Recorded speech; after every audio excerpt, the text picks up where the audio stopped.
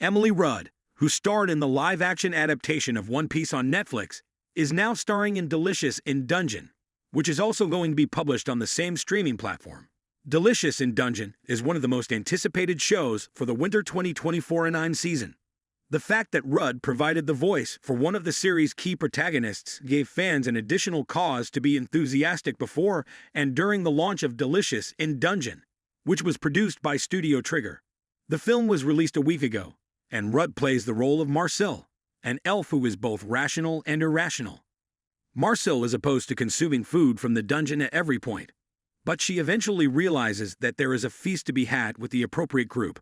In addition to being flanked by party members, Leos and Chilchuk, who are portrayed by Damien Haas and Casey Wangillo, respectively, Marcel is joined by Senshi, the master chef, who is portrayed by Sungwon Cho. Even though Rudd had hinted at her casting before the premiere of the program, many people were able to recognize her voice as soon as the first episode was broadcast. The live-action adaptation of One Piece has already been confirmed for a second season, and the showrunners have promised to include something very exciting. It is time for the most recent news that has come out of Japan. Yes, we have received confirmations directly from Ichiro Ora himself via transponder snail that the live-action One Piece show is going to set sail for a second season. Although this was likely due to the show's strong initial reception, it is still a significant first step, and fans are extremely happy that they have more of the show to look forward to.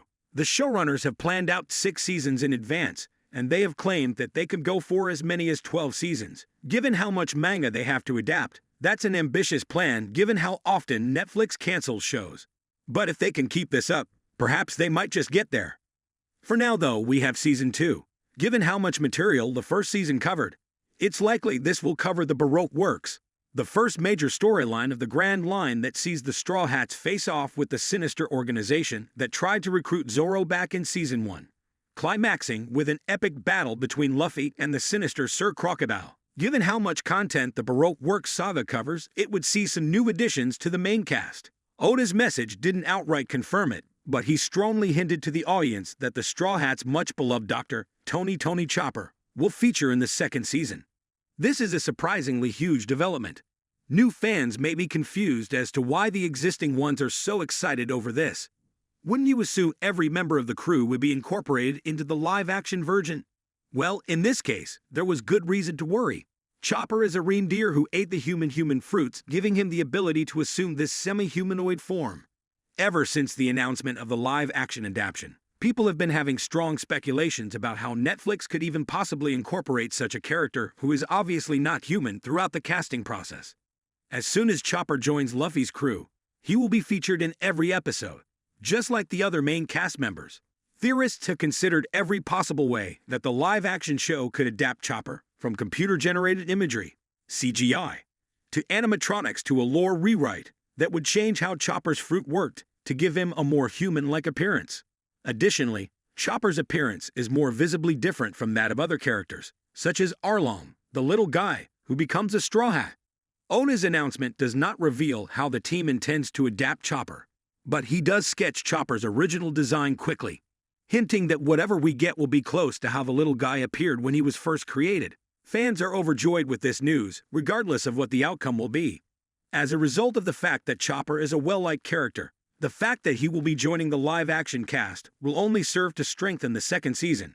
Meanwhile, we have a significant revelation from the new Pokémon downloadable content that may provide a hint about the next major game in the franchise. When Chopper is in his adorable young form, as I mentioned earlier, I really want it to be all computer-generated imagery, or I could already have a puppet and then use CGI to make it appear like Detective Pikachu. This can be Netflix's answer to Baby Yoda, and they can have a mascot like Chopper. But it seems like they're not gonna CGI Chopper in the show, because here it says they wanted to pick him as a 15-year-old like in the original manga.